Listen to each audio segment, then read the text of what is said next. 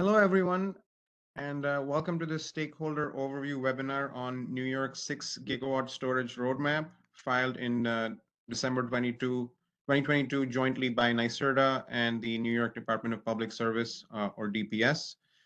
This is Shyam Mehta. I'm an assistant director at NYSERDA, and I'm joined today by members of both NYSERDA's as well as DPS's energy storage teams for this webinar, including Marco Padula, who is the Director of Markets and Innovation at DPS, and David Sandbank, the Vice President of Distributed Energy Resources and Energy Storage and Clean Transportation at NYSERDA. So a few housekeeping notes before we get underway here. So for just one, uh, first off, just clarifying that today's webinar is focused on the residential and commercial retail storage sectors. So we had a separate roadmap webinar yesterday that focused on the bulk storage or large scale storage sector. In case you missed that, in case your focus was the bulk sector and you are attending this webinar in the hopes of learning more about the bulk market, you will be able to access a recording of that webinar and slides. They should be posted to NYSERDA's energy storage program website in the bulk storage incentives webinar and presentation section in the next 72 hours. But this particular webinar that we'll be going over today will be focused on the residential and the commercial retail storage segments. Secondly, today's webinar is being recorded, as was the bulk webinar, and similarly, the recording of this webinar as well as presentation slides will be posted within 72 hours to NYSERDA's retail storage incentives page in the webinar presentation section. In terms of how the question and answer process or the stakeholder engagement process will be working for this webinar, all attendees are muted on entry, and you'll be muted throughout the course of this webinar. You will be able to submit questions in writing through the Q&A feature on your WebEx console at any time during the event. Try to use the Q&A box and not the chat box for questions, and we will be answering questions all at once at the end of the presentation. So we have about we have 1.5 hours to get through the content of the presentation as well as Q&A, and we're hoping to reserve at least 30 minutes for questions at the end. So if we can go to the next slide. So just starting off with a quick discussion about the agenda for today, we're going to begin with a discussion of the need or motivation for this expanded target of 6 gigawatts that was adopted administratively last year, given the fact that we did have existing storage targets. So we're going to talk a little bit about the motivation for this expanded target, and that ultimately led to the development of this roadmap and the proposals within this roadmap, which are the pathway to that goal. Secondly, we're going to spend a little bit of time talking about New York's current progress towards those storage goals in terms of deployments and, more pertinently, awarded and contracted projects, as well as give you a breakdown of those procurements by segment and geography. And then following that, we will have a discussion regarding the results of modeling exercises that were conducted for this roadmap that provided a high-level sense of the locations and durations of the build-out of that 6 gigawatt target through to 2030 in a least cost system. Following that, we will spend a little bit of time talking about the proposed allocation of the 6 gigawatt target or the additional procurements required to achieve the 6 gigawatt target by market sector. And then that will flow into a deep dive discussion of the two segments we will be discussing today, and namely the commercial retail storage market as well as the residential storage market. So for both of those segments, we'll be having a brief discussion about where we see the value that these market segments provide to the grid and to ratepayers. Talk about the target allocation, again, of the additional procurements needed specific to those segments, and then program design considerations for market support mechanisms to support the deployment of projects, deployment of projects in these segments to achieve those proposed allocation targets. Following that, we will spend a little bit of time talking about specific considerations for both these programs as they pertain to disadvantaged communities and environmental justice considerations, which are an important aspect of our Climate Act's mandates, as well as all of the program design considerations from NYSERDA programs following the passage of the Climate Act. After that, we will be talking about program costs that result from the programs proposed as part of the roadmap with regard to the residential and retail segments, and the funding mechanism that is proposed to support these programs. And then finally, we'll cap things off with a quick discussion on the process with regard to the roadmap itself and next steps in that process, and then finally move on to answering questions that were provided both in advance of this webinar as well as those that we should be receiving through the chat box or the Q&A box. So if we can move to the next slide and just start with a discussion of the motivation for this roadmap and the expanded target of 6 gigawatts that the roadmap is supporting. So at this point, most stakeholders, I believe, should be familiar with New York's climate goals or climate-related goals as enshrined in the Climate Leadership and Community Protection Act of 2019. That law has enshrined legislatively a number of targets relating to both the electric sector and economy-wide decarbonization. So most pertinently for the electric sector, we have a target of achieving 100% electric sector decarbonization by 2040, and then near total decarbonization of the economy by 2050.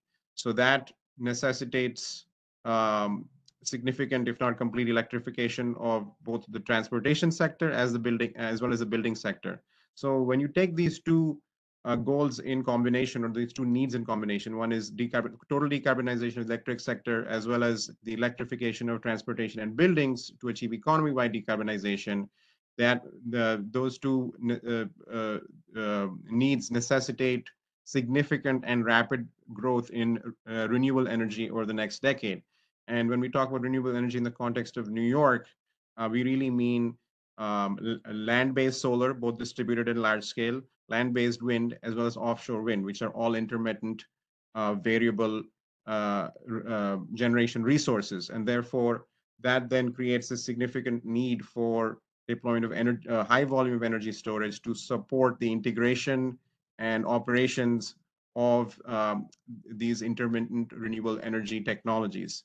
So the scoping, the modeling analysis, what is referred to as the integration analysis supporting the Climate Action Council's scoping plan, clearly indicates the need in a least cost decarbonized electric sector for about 12 gigawatts of energy storage being deployed by 2040, and then over 17 gigawatts by 2050. And that really, these longer term needs are what underpin the need for an expanded storage target, as well as the development of this roadmap. And that is something that was recognized by Governor Hochul last year, that the current interim target of 1.5 gigawatts by 2025 that we have, that was established through the first storage roadmap that was published and approved in 2018, as well as the CLCPA mandate of 3 gigawatts by 2030, did need to be updated given the need to create a larger and smoother glide path with regard to energy storage deployments between now and 2040 and 2050. So that is really the fundamental motivation for this new 2030 target, to create that glide path between what the deployment of storage that we would see at the end of this decade and the volume of storage that will be needed to support the CLCPA goals by the end of 2040 as well as the end of 2050. Uh, so again, the motivator there is to have a larger installed base to make the goals of 2040 and 2050 more achievable, as well as create momentum and market learnings in New York and create a storage industry, both upstream and downstream, to be able to scale up to meet these needs. So if you could move to the next slide. So given that context, it's worth just having a brief discussion about our current progress towards these ambitious goals. So we're not starting from scratch as far as storage is concerned in New York. We currently have around 1.3 gigawatts of energy storage projects that have been contracted and awarded up to this point. A large volume of those projects was procured through the programs that were implemented and the funding that was made available through the first energy storage roadmap and order, which was back in 2018. So there was a portfolio of programs and actions that was approved by the Public Service Commission at that time, as well as the codification, the regulatory codification of the 1.5 gigawatt target related to 2025, as well as the 3 gigawatt by 2030 targets, which was later enshrined in the CLCPA. And so again, the 2018 roadmap launched procurement programs for the three key market segments that we mentioned before, and offered financial incentives to install storage projects for these three market segments, namely the bulk sector, which refers to projects or comprises projects larger than 5 megawatts, typically, that provide wholesale services and are interconnected to the transmission system. Secondly, commercial retail projects, typically up to 5 megawatts in size, that are primarily compensated to New York's value of distributed energy resource or VDER tariff. And then single-family residential storage systems that are paired with residential PV on Long Island. So there was three programs that came out, procurement programs and incentive programs that came out of that first roadmap. And so a large volume of our procurements to date, around a little over 800 megawatts, were procured through those programs. If we can move to the next slide.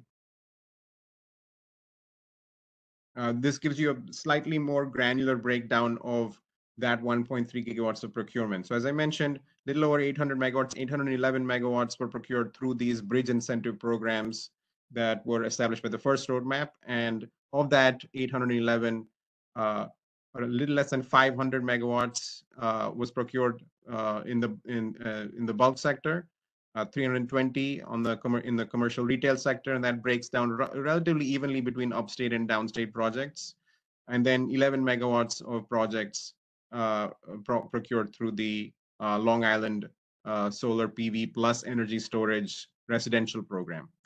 And then over and above that, the procurements to the first roadmap, we have around 500 megawatts, a little less than 500 megawatts of storage that have been awarded or procured through other pathways. Most notably, the utility bulk storage dispatch rights RFPs have to date procured 120 megawatts.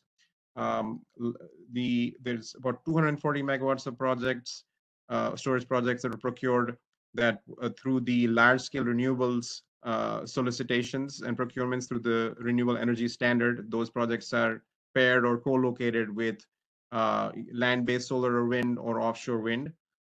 So that is another pathway that has provided for about 240 megawatts. And then the remainder comes from a combination of legacy storage projects, utility demonstration and non-wires alternative projects that have been procured over the past half decade or so. So that brings us up to 1.3 gigawatts of awarded projects, which means that in order to achieve the 6 gigawatt goal from the state's perspective, an additional at least 4.7 gigawatts would need to be procured. And that procurement target, that 4.7 gigawatts, is the North Star as far as the procurement targets needed to be hit and the programs proposed pertaining to this particular roadmap.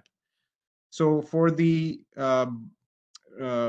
remainder of much of the presentation, I'm now going to transfer the mic over to my colleague Skylar Matson at NYSERDA, who is going to begin with a discussion of the results of the modeling exercises conducted for this roadmap, and then that flows into a discussion of program design considerations. So Skylar, please take it away. Thank you, Shyam. And as we transition to the modeling framework, I'd just like to say, again, thanks for joining. I'm very excited to be on this webinar. I'm really excited to see the turnout here today. I think combined between the last 2 days, we've had 600 or 700 people attending to hear more about the plans for New York State, for storage in New York State. So it's very exciting. So I want to go through some of the modeling that we did as part of the roadmap process to help us plan out what program interventions might be needed to hit our 6 gigawatt target. So we started with a model developed by the consultant E3, Energy and Environmental Economics, to look at capacity expansion modeling and other more granular detailed modeling about the locations and durations and services of energy storage that are likely to have the most benefit between now and 2050. Obviously, we have a keen interest in the specific results for 2030 because that's the specific target we're shooting for here to enable decarbonization, as Shyam mentioned here. But to do that modeling, we basically looked all the way out through the entire decarbonized economy throughout the lifetime of our storage goals. So by 2050, we're seeing, as Shyam mentioned, over 16,000 megawatts, closer to 17,000 megawatts of storage needed in a fully decarbonized economy. But zooming back into our 6 gigawatt target in 2030, we see somewhere around 66% of that storage is being deployed in downstate New York, primarily in zones J and K, which is New York City and Long Island. This is something we've seen in previous modeling and really just is a focus on decarbonization. That's where a high proportion of our emitting generators still exist, and where a lot of the offshore wind is going to be interconnected and some of the load growth is going to be happening. So the model is seeing all those results and kind of incorporating them and realizing that storage is going to be very valuable in those regions. You'll notice an interesting bump here between 2030 and 2035, where the results in 2035 show approximately the same deployment as 2040. That was actually a direct result of the investment tax credit being passed. So we see that the model is actually choosing to pull a lot of the deployments that are required by 2040. It's pulling it forward in time in order to capture the benefits of the investment tax credit, because taking the tax credit a few years early is actually more valuable than waiting those few years of cost declines until 2040. So that's what we see in this bump in 2035. As we shift to the later stages of these time steps in 2045 and 2050, a lot of the deployments shift back upstate to deal with the massive electrification and deployment of large-scale renewables that need to be firmed and balanced across the rest of the state. Next slide, please. In terms of duration, this is the same results, but now broken down by duration of storage chosen by the model. We see the vast majority of storage that's being deployed in the model in the near term is 4-hour duration or less. And that's just a representative of the market signals that we see in the markets today.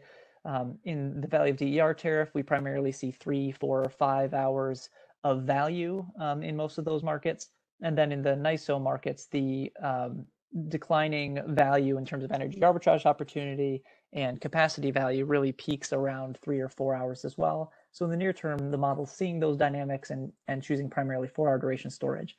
But in the later years, starting in the 2030s, we start to see a big jump in longer duration storage being deployed.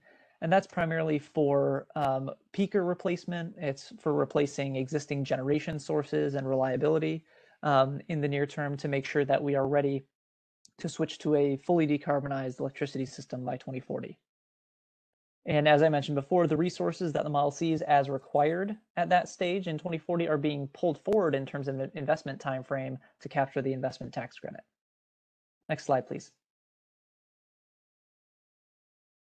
So those were just the model results. There's a lot of things the model doesn't tell us, in terms of granular details about development timeframes, interconnection costs of specific projects, interzonal pricing, permitting timeframes, all the very detailed information that is different between, say, a residential versus a retail versus a bulk project.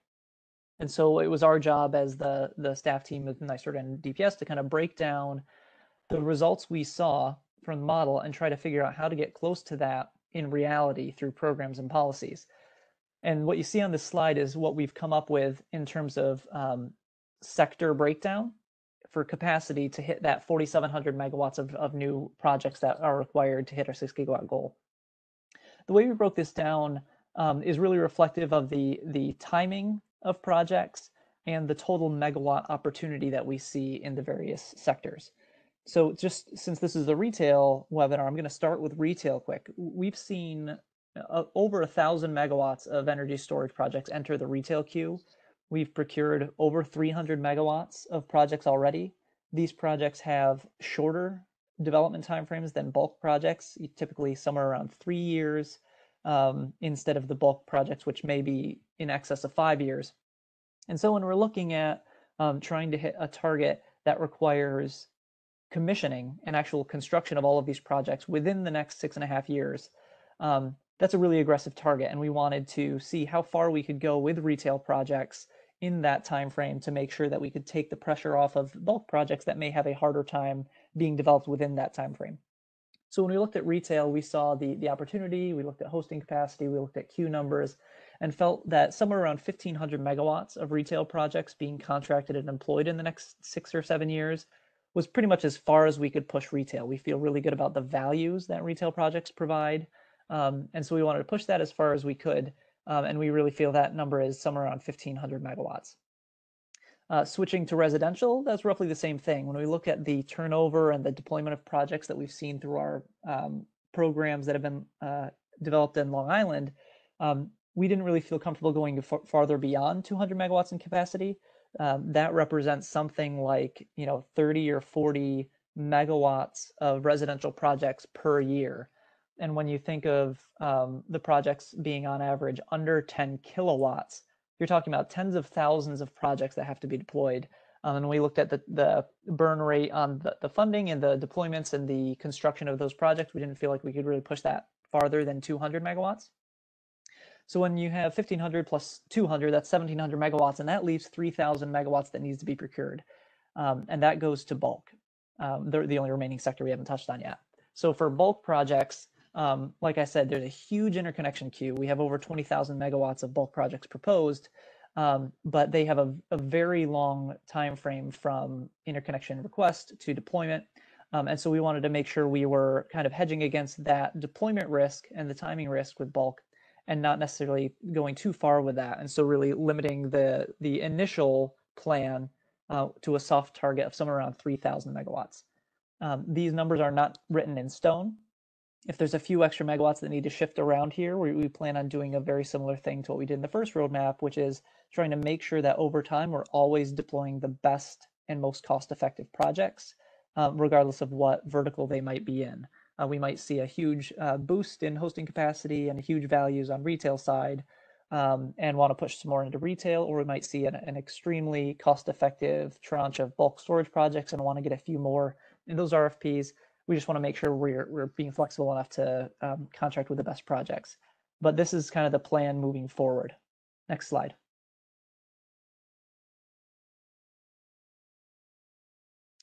So when we talk about retail storage projects, I've kind of talked about this a bit already, but when we think about storage projects that are going on the distribution network, they're providing slightly different services and values than, say, a residential or a bulk project. Through their operation, they're offsetting the need for larger projects or capacity or energy farther away on the system. So they're avoiding a lot of the transmission and distribution delivery of that energy and saving somewhere around 6, 7, 8% of those losses. So they're actually providing a high value in terms of delivery capacity or energy to the local network. They're also providing peak power needs primarily through following the value of DER tariff, which sends signals for both distribution level needs as well as wholesale statewide capacity needs. These projects average somewhere around 3 years from interconnection to commissioning, interconnection request to commissioning, which means there's a few more years that retail can be developed when compared to bulk in order to get storage projects deployed by the end of 2030. Given that 3 years, that still means we likely will have to cut off procurement of retail projects by the end of 2027. There just won't be time unless the projects are extremely mature to really contract and go through the interconnection process and get constructed by 2030. So we're keeping that kind of in our sights to make sure we can develop programs that almost front load the deployment of these projects, the contracting these projects to make sure that we can effectively meet those construction timelines.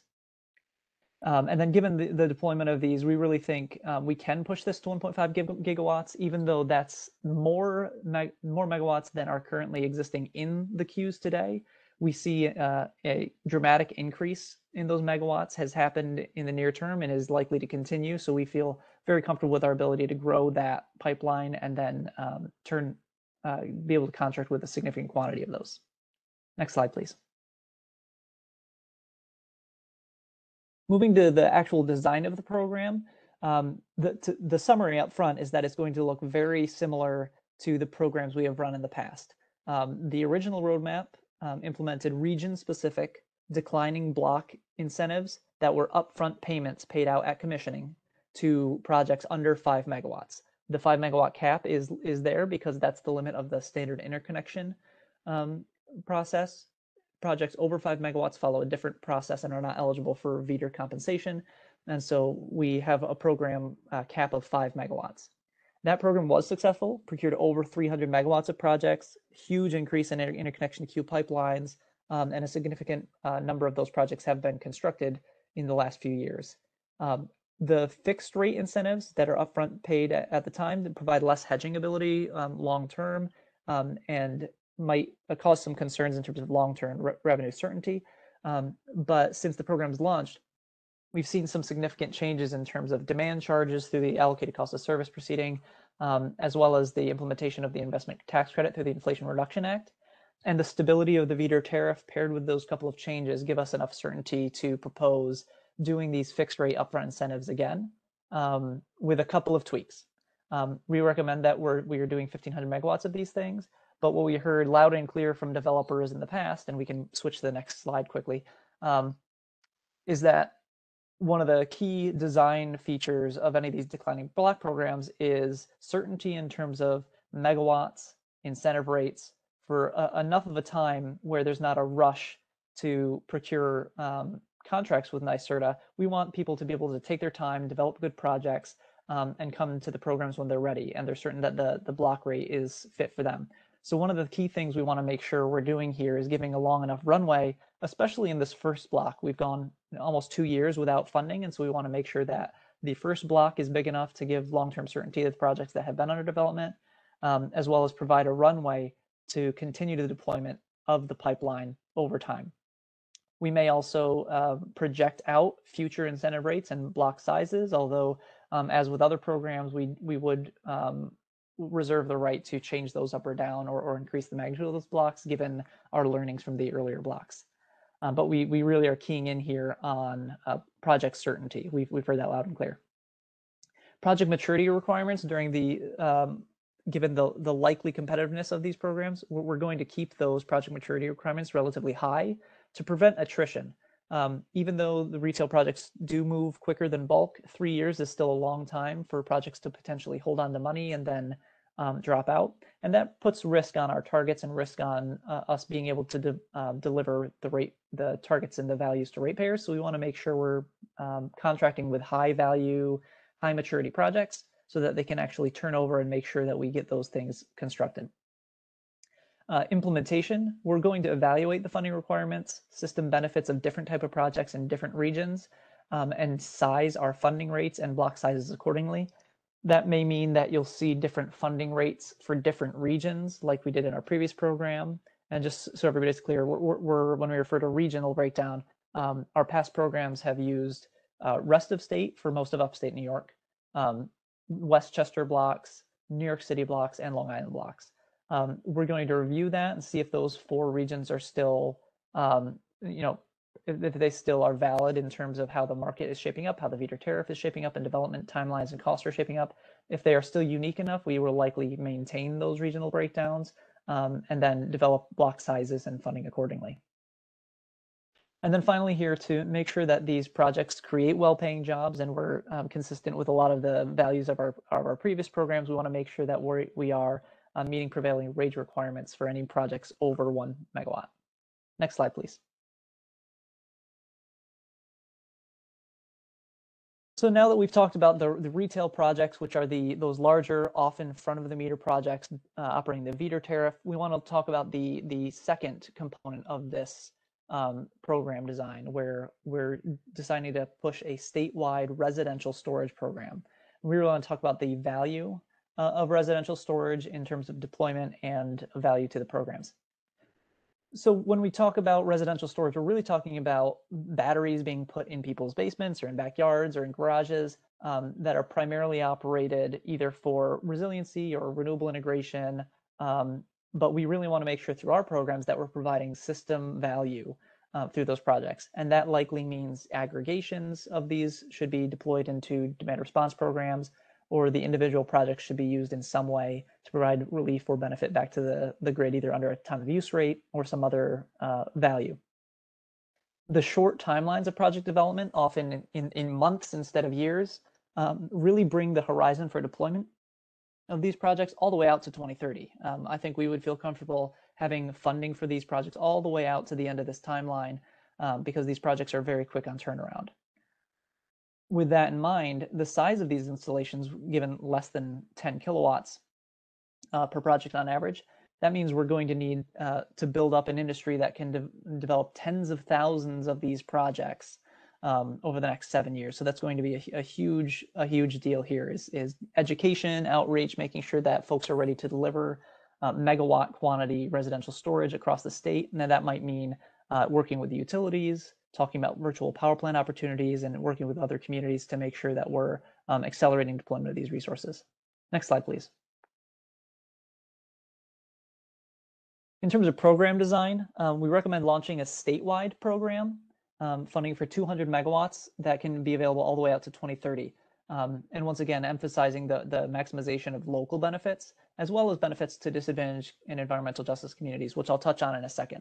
The key takeaway here is that residential energy storage is a place-based investment. The value of residential storage is being captured at the site or very near that site where that project is deployed. And so when we think about how values and benefits are going to be transferred through place-based investments, we want to focus on siting and direct benefits to disadvantaged communities through this program.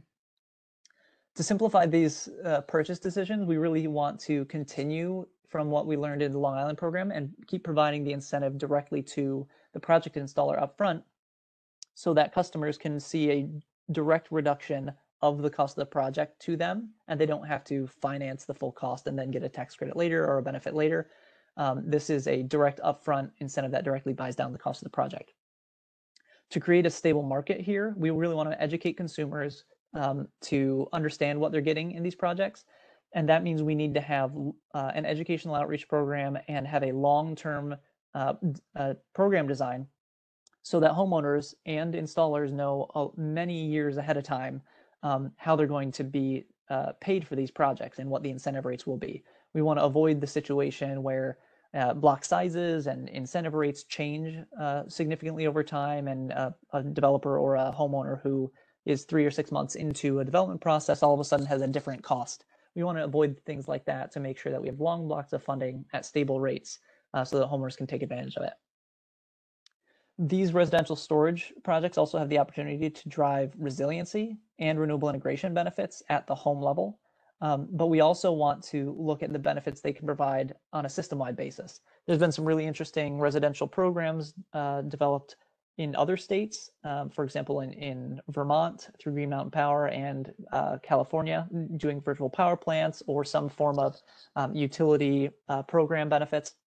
We're trying to evaluate the best path forward here, either partnering with utilities or other aggregators to deploy their technologies to provide those benefits. But we're interested to hear comments from folks about best ways to really capture the value of residential energy storage. Next slide, please. This is a topic, disadvantaged communities and environmental justice considerations. We get a lot of questions on this because of the uncertainty in the way programs may be designed to provide benefits directly to disadvantaged communities and environmental justice communities. So there's two things I want to focus on here. One is the values that can be provided from off-site projects and the values that can be provided by on-site projects.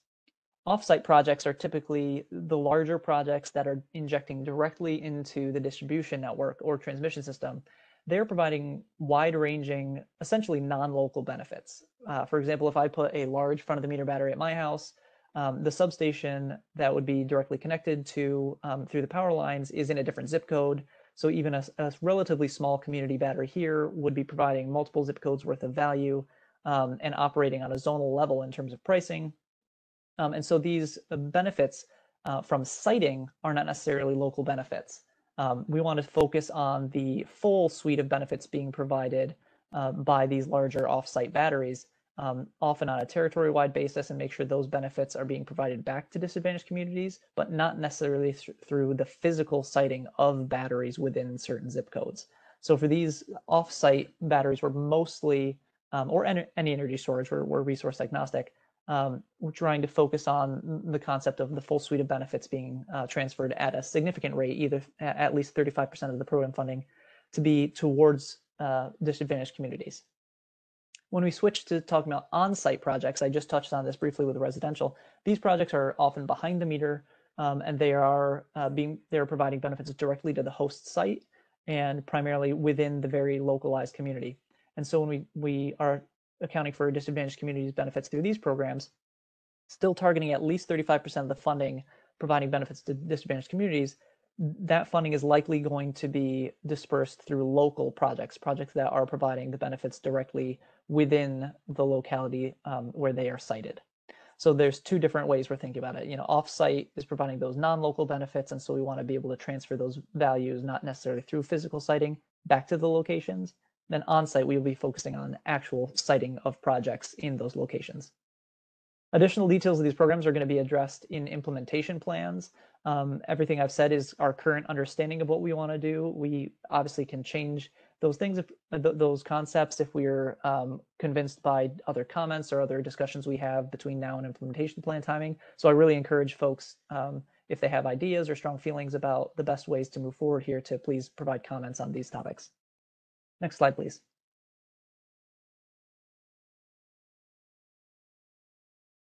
Coming to the cost and bill impacts of running these programs, we don't have set incentive rates at the moment. We plan on coming up with specific blocks and regions of these incentive rate breakdowns as part of our implementation plan. But as part of the roadmap, we did want to quantify our best understanding at the time of the average incentive rates in different regions that might have been required to make projects move forward. So based on our understanding of those costs, we were able to come up with an estimate of both the residential program cost as well as the retail program cost. To procure 200 megawatts of residential energy storage across the state over the next 6.5 years, we expect that to cost around $72 million. And then we expect the retail program that's procuring 1,500 megawatts of retail energy storage to cost somewhere around $438 million. So the entire retail and residential program combined is somewhere around $510 million to procure 1,700 megawatts of energy storage. And all that money is likely to be paid out between 2023 and 2030 because of our method of deploying these projects. We expect to make payment at commissioning as we have done in the past. And so this is a much more temporally constrained financial output from NYSERDA as opposed to something like our bulk program proposal that might be making payments over 15 or 20 years. When we bring in the bulk program into this, the total cost of all three incentive programs, procuring 4,700 megawatts of energy storage, is expected to be between $1 and $1.7 billion, which comes out to an estimated customer electric bill increase of 0.3 to 0.5% per month, which is somewhere around 34 cents or to 58 cents per month for an average residential customer. So we're actually pretty excited about that in terms of the minimizing those impacts by spreading out the cost over different sectors and over long periods of time. So if we could switch to the next slide, I can now talk about where this funding is expected to come from. To fund all these programs, we're expecting to use different funding mechanisms for bulk versus retail and residential, primarily because of the method of funding. For retail and residential, we know the exact incentive rate and the exact contract cost at the time of contract signing, and we'll be making lump sum payments at very specific times in the near future. That requires a different type of plan and funding mechanism than something like a bulk incentive project through our proposal that may be receiving index payments of different values every month for 15 years, where we might not know the exact value of the coming year ahead of time. So when we know the funding ahead of time, like these retail proposals that we have here, we're recommending to go with a clean energy fund style collection, very similar to how we do it with New York Sun, where we request and reserve the money up front for the exact incentive rates and dollar amounts that we're requiring, and plan out those payments over time based on the deployments of those contracts. We're expecting that, and we have recommended in the roadmap, that NYPA and LIPA participate in those collections on a load share basis, along with all the other utilities, consistent with our previous programs. And these collections could begin immediately as soon as the programs are proposed, so that we can procure meaningful amounts of very mature projects that may be deployed within a year. We want to make sure that we have funding available for those projects, so they don't necessarily have to wait for our money to be available, say in a year or two, and we can use this pay-as-you-go methodology to start making payments in the very near term. So with that, I think I'm going to hand it back over to Shyam to talk about next steps and to begin our Q&A portion of the presentation. Thank you, Skylar. So just one more slide, I think, for this presentation before we move to Q&A, which is just clarifying the formal process with regard to the advancement of the roadmap and the procedural steps here. So the roadmap itself was filed last December, and shortly after that, a public comment period was opened up, as is typical with filings of this nature. So that public comment window is open through the 20th of this month. And comments, as usual, can be filed on DPS's website under the energy storage matter case number, which is 18-E-0130. So if you go to the link that's provided on this slide, or just find DPS's website and locate the case number online using a search engine, you should be able to file comments or find out how to file comments quite easily. Following that comment window, the DPS and the Public Service Commission will then review and deliberate the comments as well as the proposals in the roadmap, and then may issue an order that either approves the roadmap, approves it with modifications, or denying the items requested in the roadmap. And then if the commission does approve or approve with modifications the roadmap, NYSERDA would then file a subsequent implementation plan, as which is Skylar referenced a couple of times in his comments.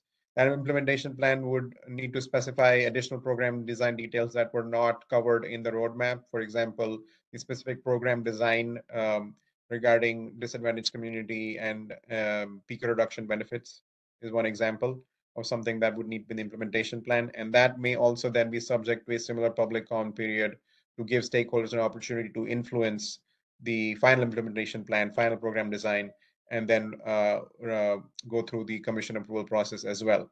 And then once that implementation plan is published, NYSERDA would then be able to implement the approved program design, the commission approved program design elements towards launching new incentive blocks. So I know folks are probably very eager to know whether we can put any timelines on these. Unfortunately, we can't give you specifics as far as exact timelines. We are trying to move as expediently as possible, is all we can say. And I think that is that is it for the presentation itself. I will, once Q&A is finished, I will come back to a couple of housekeeping items with regard to how stakeholders can engage and follow up materials. But before we do that, I think now we have sufficient time to cover pretty much all the questions we received in advance and over the course of this webinar. So we can move to the Q&A. And I'll start by taking some of the questions that we received in advance through NYSERDA's energy storage inbox, as well as through New York Best, our battery storage trade association here in New York. So The first question is something that has come up a few times, both on the bulk as well as the residential retail side, which is to what extent the modeling results or the results of the modeling exercises that Skylar discussed earlier would drive or instruct the geographical breakdown of our procurements. And so the answer here is basically they will not we don't intend that those results will be a literal or hard um, would result in literal allocations coming exactly at the modeling results. Rather, no specific they won't be used as specific targets by location, but the overall takeaways around locations as well as durations and services, they will guide our view on the geographical breakdown of procurements, because again, those were the entire purpose of that modeling exercise was to help inform in what in a least cost system would be a geographical and as well as durational profile breakdown. So basically, soft guidance versus hard numbers is the answer there. Um, Next is a question about standalone versus co-located project eligibility. So for the retail programs, is only standalone storage eligible to receive incentives under the proposed programs, or would hybrid or co-located projects, presumably with solar PV, be eligible as well? So the answer to this question is the programs would as proposed would be agnostic with regard to whether the storage project is standalone or paired, but only the storage component would be funded through the programs, through the incentive programs. Next question is around whether NYSERDA and DPS could clarify whether the new residential storage incentives, similarly to the last question, would apply to standalone storage, or would projects still be required to co-locate with PV, as is the case with the existing Long Island Solar Plus storage residential program. So as far as the residential program design is concerned, that is something that is still to be decided and finalized. We So that is something that we welcome and encourage comment from stakeholders on. One thing I think we can say is we do want to consider opening up standalone residential storage due to the benefits provided by storage to homeowners as well as the grid, even without solar. So there is a willingness to do that. It would be ideal to see other utility territories also have robust performance programs that storage assets can participate in to provide grid benefits over and above homeowner clean resiliency benefits that these storage programs provide. So that is something that we do hope to advance in the coming months. Next, we have a couple of questions around the proposed approach regarding disadvantaged community and environmental justice benefits. So one, I think, is more of a comment than a question, which is focusing on benefits actually going to DACs rather than just citing projects in DACs would likely offer better outcomes. And I think it's fair to say we agree with that general point that the zip code where at least an off-site project is cited is not really relevant to the question of whether it is providing economic benefits. That said, there is also the question of environmental justice benefits to consider pertaining to offsetting peaker use, which is an explicit mandate as far as the CLCPA storage target is concerned. So when it comes to offsetting peaker use, I think location does matter, not at the zip code level, but at least from a zonal perspective. So especially in zones J and K, the zonal location of a project, or in general, the zonal location of a project is relevant to providing that benefit in terms of peak reductions. So that said, we are exploring options with regard to the question of benefits beyond peaker reduction or peaker offsets, and those will be proposed as part of the implementation plan. Um, Sticking with the same topic of DAC benefits, um, the next question is, for off-site retail energy storage programs, there is a requirement um, for at least 35% of the funding to be used on areas with the highest benefits to DACs and peaker plant reductions. Can more information be provided on how these benefits will be assessed? So I will point to two classes of benefits here. One is, as just mentioned, the CLCP requires the percentage of projects in the offsite programs to be sited in areas to reduce peaker runtime for the benefit of environmental justice communities that have been historically affected by peaker emissions. And those are primarily, not exclusively, but primarily in zones J and K of the NISO system. So we hope to target at least 35% of the program funding to projects cited within those zones. And then, as I mentioned before, we are exploring additional areas of benefits and relevant program design options for DACs beyond peak reduction. And that is something we explicitly in the roadmap have invited comment from stakeholders on that question of how programs on the retail and residential side could be designed to maximize benefits to disadvantaged communities. Another related question with regard to disadvantaged communities. For on-site retail energy storage, the roadmap proposes a requirement for at least 35% of the funding and benefits to go to projects cited in DACs. Why is there a focus on siting storage in DACs there, but different criteria for bulk and off-site retail storage? So the answer there is relatively simple, which is on-site projects, whether they're residential or behind-the-meter commercial projects, uh, whose primary benefit is to the site owner and whose operation is mainly in reducing the load at a particular host meter, by definition is a place-based or location-based investments. And so for those projects, the benefit of those projects do need to meet applicable criteria related to what we call place-based investments and ensure that the site owner itself receives those benefits. Whereas for off-site, i.e. front of the meter energy storage or even bulk storage interconnected to the transmission system, there's much less of a case where the physical location of the project, at least in terms of being cited in a neighborhood or a zip code, provides benefits to that area. So there we're thinking of it on a zonal basis, given uh, the fact that a project connected to the transmission system or to the distribution system, front of the meter, exporting energy would be providing benefits across that, at least that utility territory, if not that zone. The next question is whether there is an incentive cap on a per projects basis for the retail storage program. So a little bit unclear on what is meant by incentive cap, whether it pertains to funding or the rate itself, but the just assuming that it pertains to the incentive rate itself, what we can say is that the retail incentive rate would be set at whatever the prevailing block rate would be as determined at the program launch time. So the approach that we typically take with regard to incentives is we have a standard offer fixed rate incentive that is based on what we call the missing money or missing value for that particular project type. And generally, the expectation or the hope is as the industry matures, progresses, costs hopefully come down, uh, we can be on a declining block structure where as further capacity is pushed out for incentives can be at least gradually lowered over time.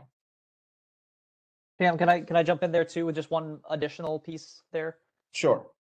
So in the past, we have had size limits, and we're proposing similar size limits here for the retail program at 5 megawatts. So when you think about, what a potential project cap is, we have in the past in our program manuals set recommendations for duration of these projects. I think at one point in the program, we had a limit of 15 megawatt hours was the most amount of megawatt hours you could receive incentives for. And that was primarily to avoid a situation where someone puts in, 30 hours worth of duration at 5 megawatts and receives the same incremental dollar per kilowatt hour incentive for all of those megawatt hours and basically bleeds the funding of the program dry. We want to make sure that we're able to fund significant quantities of these 5 megawatt projects, likely somewhere between 2 to 6 hours of duration on the retail side. And so if that's what the question is referring to, we likely will have some guidance in our program manuals, at least around durations and how many kilowatt hours or megawatt hours a project can have to actually receive incentive payments for. Thanks, Skylar. thank you for providing that additional clarity around system size as well as duration.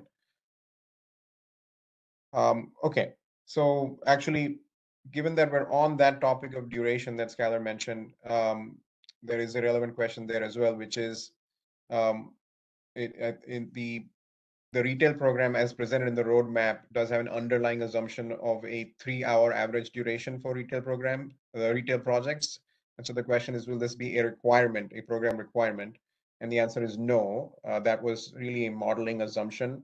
Um, and so the 3-hour average is just is reflective of past program deployments, and the requirements, as Skylar mentioned, may increase or decrease based on future projects. Um, Skylar, could you please just clarify or remind us what the duration requirements as far as incentive availability was for the previous round of retail programs? Sure. I think in our previous round of retail programs, we had a couple of items, probably three that are relevant here. One is the 5 megawatt cap. Two is the guidance that we would pay 100% of the incentive rate for the first 4 hours of duration, followed by 50% of the incentive rate for the fifth and sixth hours, and no additional incentive funding for any hours of duration beyond 6. And then the third one was the 15 megawatt hour cap, where regardless of the previous two, eligibility requirements, no project would receive funding for more than 15 megawatt hours of installed capacity. All of those except the SIR limit, the 5 megawatts. All the other ones are still up for debate here. If people feel very strongly that for some reason under VDER 6-hour duration storage is going to be the new thing, I would love to hear that, and please tell us about that in your comments. Same with the incentive cap. If we think going beyond 15 megawatt hours is going to be really important for some reason in some regions, or for integration with solar, or for some new combination of reasons, we also want to hear that, because those are still up in the air and being decided. Thanks, Skylar. So there's a couple more questions that I'm going to take a stab at answering, and then I will actually hand the baton back to you to answer the remaining slew of questions we have received over the course of this webinar and as I was going through these questions. So this question is around the retail storage program and is the and program design considerations there. So in the roadmap, we propose improving on the original retail storage program by quote unquote communicating adjustments to incentive rates early in the process. So the question is, does that mean that NYSERDA plans to use a similar index approach to what is proposed for the bulk sector to ensure that declining blocks are able to be adjusted to still meet the intended goals? So I would say no, as proposed in the roadmap, we are not proposing an indexed approach for the program as a program design element for either the retail or the residential programs. We've heard loud and clear from stakeholders, as well as experience from our own programs, that the standard offer fixed rate block incentive structure works really well for those two segments. So the retail program is expected to be administered in a similar way in that sense as previous programs: fixed rate, standard offer, declining block. So when we talked about communicating adjustments to incentive rates early in the process, what that recommendation refers to is basically providing stakeholders with enough visibility and transparency with regard to block rates. So a long runway of information, so there is certainty that some amount of funding will be available for more megawatts than previous programs. So basically, so that developers have enough visibility into current and future block rates to be able to incorporate those into their planning expectations, financing assumptions, et cetera, et cetera. It does not refer to the intent to have an indexed program or indexed incentive for the retail or residential markets. Again, stakeholders are welcome to comment on or advocate for index approach if that is how you think the programs should be designed. And then the last question I'll answer before handing it back to Skylar is, again, this is more of a comment than a question, which is the need to develop a public-facing VDER storage calculator to help developers in the public understand the value as well as locational consideration for storage across the state, and the need for that calculator to include local distribution costs and demand charges. So yes, absolutely. I believe that was in the that recommendation was in the roadmap itself. We currently have a standalone storage calculator specific to the CONED region. We are working right now actively in process to update that to be a statewide storage calculator. And the intent is to include both local distribution and demand charges as part of the cost stack. And that calculator will be a statewide calculator compared to the current one. It will include all of New York's utility territories. So with that, I think I'll pass things back to you, Skylar, to answer the remaining questions that we've received. Sounds good. I'll jump right in here and answer a question on how virtual power plants are being discussed here, particularly related to bidirectional chargers for electric vehicles. We do have a section of the roadmap that we did not cover today on the webinar around vehicle-to-grid infrastructure. We have a separate team also under our Vice President, David Sandbank, who's doing a lot of work on clean transportation, who is evaluating their own types of programs on bidirectional charging and workplace charging, those types of things for vehicle-to-grid opportunities. We have not made that a focus of our program here, but we are considering, as we say in the roadmap, we're considering having those types of projects be eligible for some funding, either at a reduced rate or through more of a performance-based program. The issue here is that you're not installing energy storage, you're installing a grid connection, and you have to, on a regular basis, reserve some amount of vehicles somewhere and get your vehicles there. And we're not 100% clear about how that is going to actually translate into performance on the grid. And so one of the things we are considering is maybe having those projects be eligible, but instead of having upfront incentive payments at a full rate paid on commissioning, maybe have the incentives paid out a small amount at commissioning, and then over time, as they participate in something like the meter tariff, if they're providing similar benefits to a stationary storage project, they could continue to receive funding up to the total amount of a typical storage project. So that's up in the air, but that's just kind of the thinking today. Next question was when does the investment tax credit for storage end? I believe it goes through the end of 2032 with some additional considerations out to 2035, either safe harboring or declining rate. But then after that point, the only caveat is I think there's some language in there about whatever is later, 2032, or when the economy hits 70% reduction in greenhouse gas emissions from 2000 or something like that. I might be getting that wrong, but right now we are viewing it as the only certainty we have, which is it says 2032, maybe later, but 2032, and then some decline till 2035. There's a question here about why 2-hour storage was not modeled. It was modeled, it just didn't show up. And that's primarily because of the statewide level of the model. It was a pipe and bubble model at the with zonal granularity. And so when we're looking at zonal load shapes and statewide reliability needs, and looking out for most cost-effective deployments out to 2050, the model just really didn't see benefit in building new 2-hour duration storage when we already have somewhere around 300 or 400 megawatts of that storage procured today under development.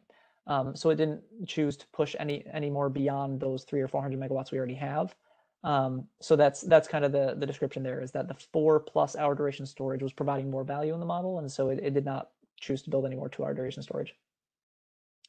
Next question is, do we expect 1,500 megawatts of retail to be primarily standalone, or maybe standalone, or maybe storage plus solar? We're agnostic there. There's no allocation between standalone versus paired. We see a lot of value in paired projects, allowing more integration of solar, the ability to capture clipped solar energy at high DC-AC ratios, those types of things. So that's great. But standalone storage is also great. I can do a lot of things when it's not necessarily constrained to sharing a point of interconnection. So we're agnostic, just hopefully to buy the best projects. Next question is, what's being done to address the storage moratoriums that might be coming in different zones? I think this one specifically mentions Zone K.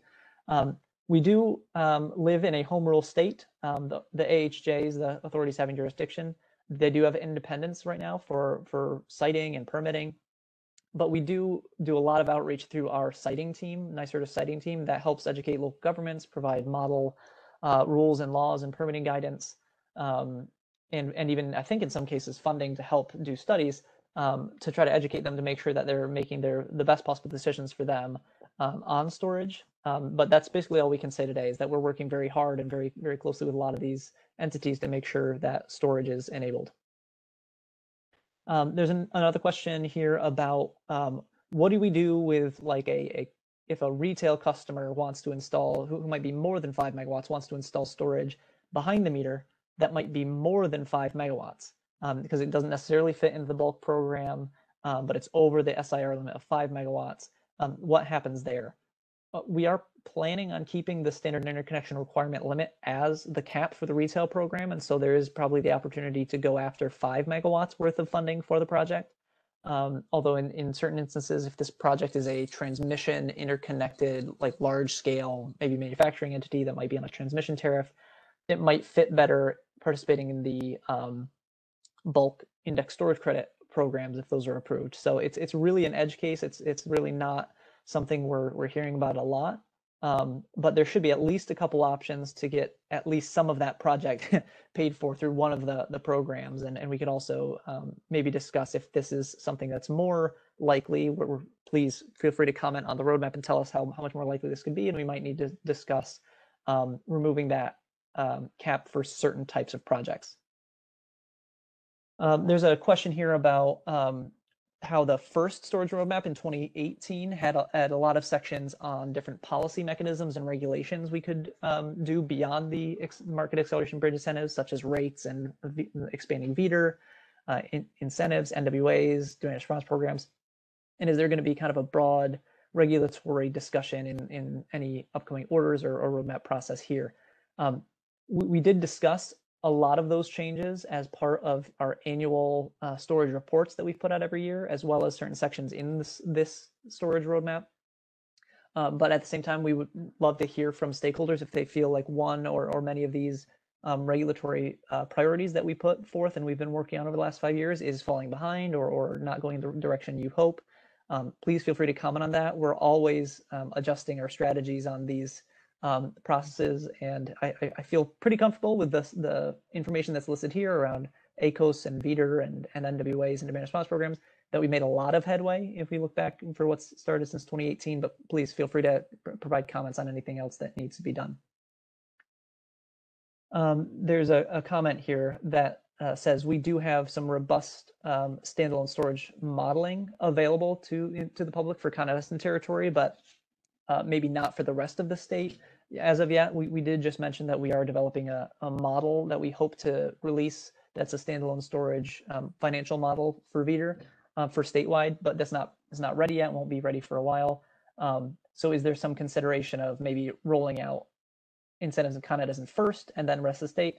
I'm not sure about that, whether we should release funding just in Con Edison first or rest of the state. I feel like there's enough information out there that developers across the state are able to develop and finance projects. So I don't know if this is a reason to necessarily stop deployment everywhere besides Con Edison, but I do think that over time, providing that model to other people should assist them in developing in the rest of the state even quicker. Another question here about are there different levels of incentives expected for behind the meter versus front of the meter projects? In past programs, the answer has been no. We've been developing incentive rates based on the most cost-effective projects in different regions, and then setting it at that. We have had a lot of feedback over the last 3 or 4 years about how we might be able to incentivize behind the meter projects. What we found is that the front of the meter projects have typically, on a per unit basis, have delivered higher values to the grid and higher values to the electricity system and ratepayers. And so the incentive rates have typically been calculated based on a front of the meter project. Behind the meter projects have still come into the program. I think we have a handful of those, but the primary projects that we see moving forward are front of the meter because they're much easier to plan. A lot of them are very similar to each other, whereas behind the meter is basically every behind the meter project is unique. So we're not really expecting to have separate programs for behind the meter versus front of the meter. And I think the next question is basically the same thing. Behind the meter is still eligible, I think is the next question. Yes, behind the meter is still eligible. if the incentive rates make sense and you feel like you can move those projects forward, that's by all means behind the meter is eligible. Next question is, are there partnerships with financiers or green banks? And there's a comment after that about how some banks prefer to have larger relationships with projects as opposed to some of the somewhat smaller contracts or payments they might be able to utilize for retail projects. I've actually been talking to the New York Green Bank quite a bit over the past few months. They are certainly open for business for retail projects. I know of a handful of other banks that are doing the same. We're trying to do very smart and innovative things to make sure that the unique needs of retail storage projects are moving forward, particularly under interconnection or tax credit financing, those types of things, try to really address those pain points. So I would encourage you, if you haven't already, to reach out to the New York Green Bank and talk to them. They're doing some great things over there. And if you need any other information, I'll always reach out to our storage team here in NYSERD as well. There's a question here about would storage that is added to a New York Sun project qualify? I think the answer is yes. That has been eligible in the past, and I don't really see any reason to change that. Where if you have a solar project and you want to add 2, 3, 4, 5 megawatts of storage to the site, that's great. If it's valuable to you and it's valuable to the system, we'd be happy to have that project in our program. There's a question here about the difficulties of permitting and siting in New York City and Long Island, and how that pairs with our projections of roughly 2/3 of the storage capacity out to 2030 needing to be in downstate New York. So how to like what's going to give?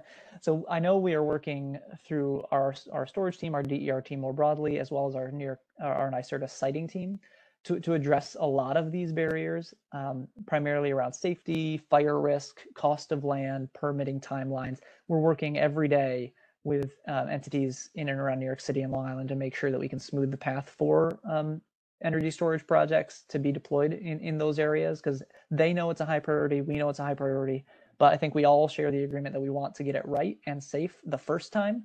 And so we're really hopeful that we can make a lot of headway. We already have, and we hope to kind of knock the last few barriers down so we can have a really smooth transition between now and 2030. The next question is around, can we discuss some of the grid values that residential projects could capture? Would residential projects be required to have a certain baseline level of dispatch to make sure that we're spending money on the right things? I think the main takeaway here is that residential storage, at least in the past from our learning, has been primarily deployed for individual homes resilience, or homes that either have electric vehicles or solar on their roofs already, and they want to make sure that they're making best use of those things. What we're talking about a value is something like resiliency to the local network, or substation deferral, or peak demand management for your given local load area. And so we want to figure out ways through either rates or demand response programs or certain dispatch signals where we can get some of that system level value outside of the home, for the broader community and the broader grid area from those same assets. We're doing some of that on Long Island through the aggregation program. I think there's a couple pilots going on in Conedison and Orange and Rockland for a couple hundred of these residential batteries being aggregated. So we're really looking forward to trying to do similar things with these assets statewide. Next question, is there any indication of what the dollar value would be for these incentives, more or less than the last round?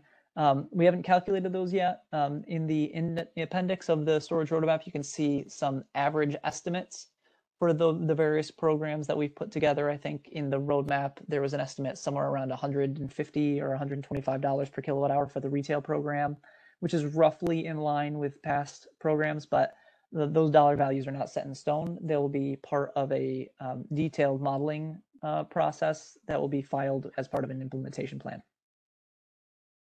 Next question is, will NYSERDA consider additional strategies to get direct financial benefits from offsite projects flowing to disadvantaged communities?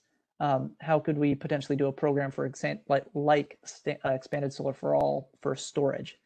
We have considered these things. These are still on the table in terms of methods for capturing disadvantaged community benefits from retail storage. As Shyam already talked about, we have a couple of different kind of high-level ways we're approaching those benefits for off-site versus on-site projects, but the actual method of transferring that value from projects to disadvantaged communities or from NYSERDA to disadvantaged communities is still under deliberation, and we didn't encourage more comments on that if possible. Skylar, can I just jump in here with Yeah. one additional point? So I think that same question suggests that a program similar to the expanded Solar for All program for storage could be established within the JU and PSEG. I just want to respond to that. So just for the benefit of others who may not know about the expanded Solar for All program, that is basically an opt-out program that was approved by the commission. That was proposed by NYSERDA together with National Grid, and approved by the commission specific to National Grid, where National Grid automatically enrolls customers that are on energy affordability plans, low-income customers, into participating in community solar or as subscribers to community solar. And so that program did kick off last year, and then this January, the commission actually directed DPS staff to file a proposal for a statewide program that would extend past National Grid to other utility territories as well. So I believe the comment is suggesting that that a program similar to that program could be established. So that is certainly something we are discussing and considering at this time, is what I can say right now. It would seem logical that if such a program is available for community solar subscribers, that it could be then expanded to other forms of community distributed generation, if not all forms of community distributed generation, including energy storage. And that's all I have. Skylar, back to you. Great, thanks. Just looking at the questions here.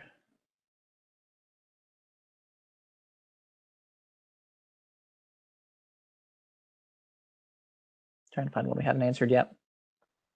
Could we say what discount rate was used on the MPVs in the presentation? I think that's in the appendix. We used a discount rate that has been approved by the Commission for use in other filings. I think it was somewhere like 5.98%, something like that. But it's in the appendix of the document. Is there an approximate timeline for retail program implementation is the next question. There's not a timeline set in stone. Obviously, everything is up to the commission approval time frame and what is approved. But we can say, just like we said in the last slide of the presentation, that the comment period ends on the March 20th. There is likely a reply comment period as well, and after that there will be deliberation with the commission, and then an order, and then an implementation plan, and then program launch. So that all takes time. But we're hoping to be able to have money on the street by the end of the year. Next question is, would the retail commercial incentives be available on Long Island? That is the hope. Our proposal in the roadmap is to have Long Island ratepayers paying in on a load ratio share just like everybody else, which would allow us to have programs similar to the rest of the state in Long Island territory as well. Next question is, are commercial projects required to participate in the feeder tariff? And are they required to export energy to the grid? No to both, actually. You can be behind the meter, so you can just inject energy to your facility. And you're also not required to participate in the feeder tariff. That's just the primary method that we've seen and the best method we've seen to do so. You could participate in a demand response program or some other form of load relief program, NWA, something like that. So there's lots of options. Don't have to do feeder. Next question is, for residential, will there be a requirement to participate in a demand response or time of use rate? And there's a comment here that our programs in New York for some demand response programs in residential areas are not as mature as other states. And yes, there's a good reference here. Yes, it is kind of a question of timing. Do we want to wait to deploy storage until we have the perfect time of use rates and demand response programs, or do we want to get the storage out there and then continuously improve how it is used? Personally, and this is just me, I want to do the latter. I want to make sure that we are testing these out, deploying storage. These are 10, 15-year assets. at least, and we can improve the values for those projects over time, but we don't necessarily want to hold up deployment, especially coming from the point where we made a lot of these recommendations in the very first roadmap, and a lot of this has been kind of slow to change. So I think we've tried the kind of wait and see approach for improved programs the first time, and I'm hopeful that we can deploy storage and still get a lot of those benefits without waiting for the optimal time of use rate in every single utility territory. Next question is, will the retail projects be required to be on a separate meter, or can they be on an existing meter? I'm not exactly sure what this means, but the storage project has to be a new storage project. The way you integrate it, either with a building or with an existing, say, solar project, is up to you, but we do require it to be a separate new construction project. And if that didn't answer it, please feel free to reach out with more details. Next question is, PV plus solar, how do we address the timing inconsistency between New York Sun programs and retail storage? For projects in the existing megawatt block incentives, will they be allowed to add storage after receiving their block incentive? And is any action being taken to facilitate with the distribution companies to do interconnection agreement amendments to allow energy storage? Yes, so this is something that we have done in the past. We had a number of New York Sun projects add storage later in their deployment timeframe and even after construction. So this is something that can happen. We do plan on allowing it to happen in the future, and we are working with utilities to make sure that that can continue to happen. Next question is, the roadmap for commercial storage under 5 megawatts says that these systems provide local grid benefits, but noting that the utilities are reluctant to interconnect the systems without taking into account worst case behavior that might hurt the grid. Can we comment on the progress being made to treat energy storage systems on the distribution system as a helping resource as it pertains to treatment and interconnection?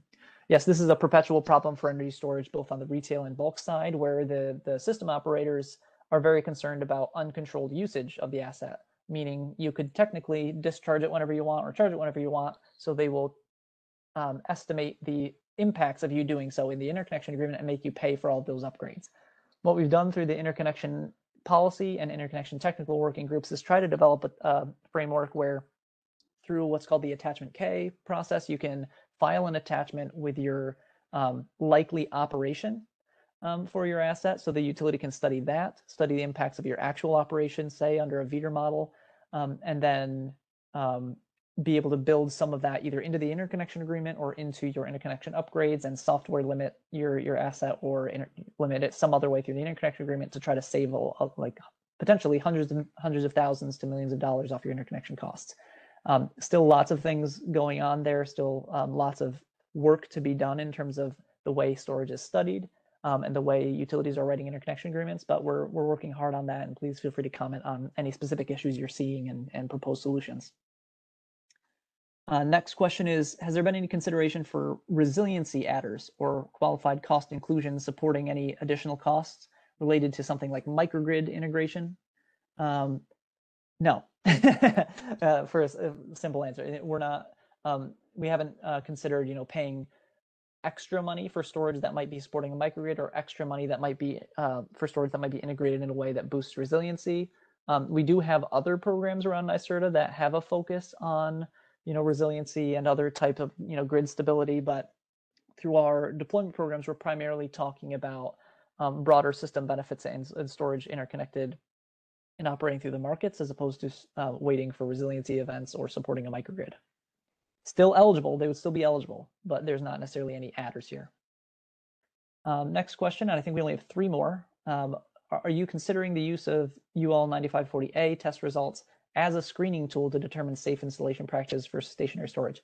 I believe in past programs, and I think we're flowing this forward to new programs, this has actually been a requirement for our programs. Any project installed under our programs has to meet all the UL requirements. So I guess the answer would be yes.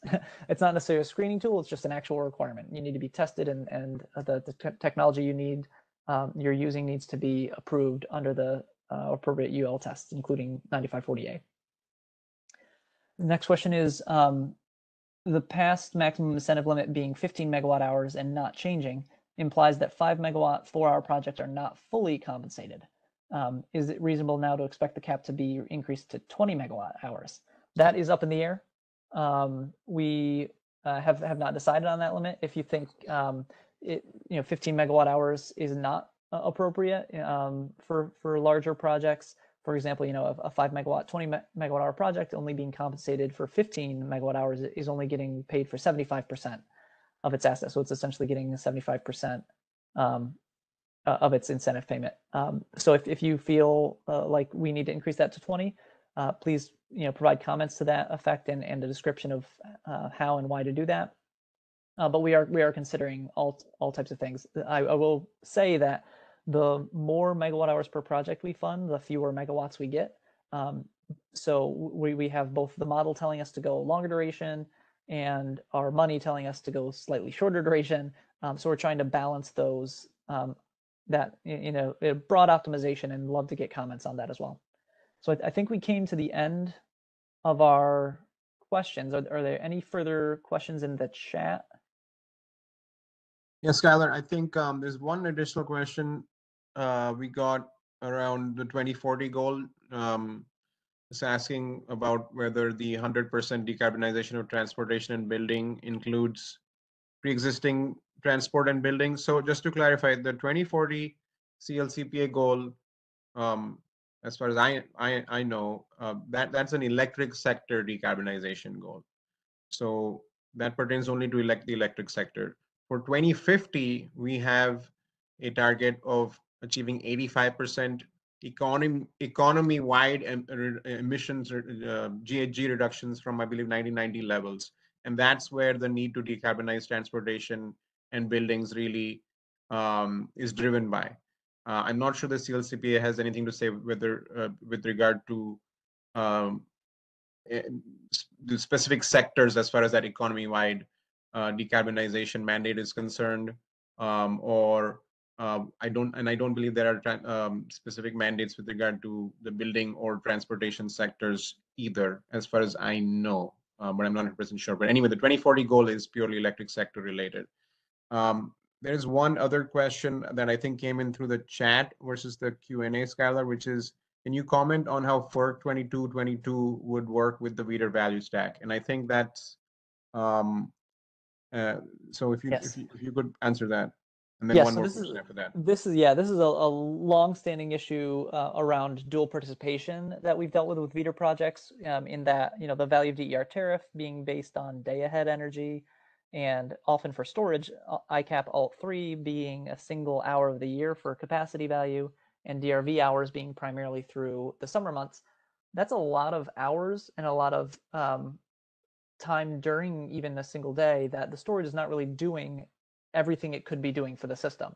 And so the value of DER tariff, a lot of folks had been asking, how can we do ancillary services with our project, or how do we access wholesale markets without double payment? And so one of the things that we've been working on through that whole FERC 2222 process is trying to enable projects that are on the distribution network, that are providing distribution benefits, to still be able to do dual market participation while avoiding double payment. And the current proposal that we're working through with utilities is to have the potential double payment issues in VEDR, which are the energy value and the capacity value, have those removed from the VEDR value stack for certain projects who elect to do so. So allow projects to elect to remove energy and capacity from the value stack, still be compensated for distribution relief value, and then participate directly through the NYISO as a full energy and capacity supplier through their DER market model. That sounds like it's going to work. That would open up the wholesale markets to VEDR projects, and so that would be positive. So that's one of the key ways it's interacting.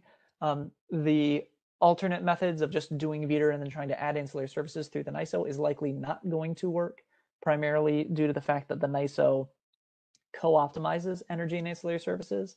So you would have to drop your energy value from VEDR to be able to participate in ancillary services at the NYISO. And once you've done that and you become an energy provider through the NYISO, you would not be counted as a load modifier for capacity, so you wouldn't be able to get capacity either. So either way, you get back to the point where you have to be a full NYISO participant and get DRV through the utility. So that's kind of the pathway here. Great, thank you, Skylar. So I think we have hit time. There are a couple of other questions we got through the Q&A box that we couldn't get to. So just to wrap up here, So for unanswered questions, we do intend to either get back to the individual questioner directly or publish more commonly asked questions as part of an FAQ document that should be pushed out um, to attendees next week. If you have any questions about this presentation or any part of the roadmap process, please do contact us using the energy storage at nystra.ny.gov email inbox. And as I mentioned before, this recording of this webinar, as well as the slides, will be posted at NYSERDA's retail storage program page in the webinars and presentations section. So, and again, that should be published within the next few days. And then finally, again, just another reminder for public comments. Those are open through 20th March. You can find them on DPS's website. So with that, we've come to the end of today's webinar. Again, look forward to engaging with stakeholders through the public comment process and reviewing your comments. Thank you all for your interest in the roadmap and New York energy storage future. And we look forward to engaging with you further over the course of the process of the roadmap development. So thank you very much and have a great day.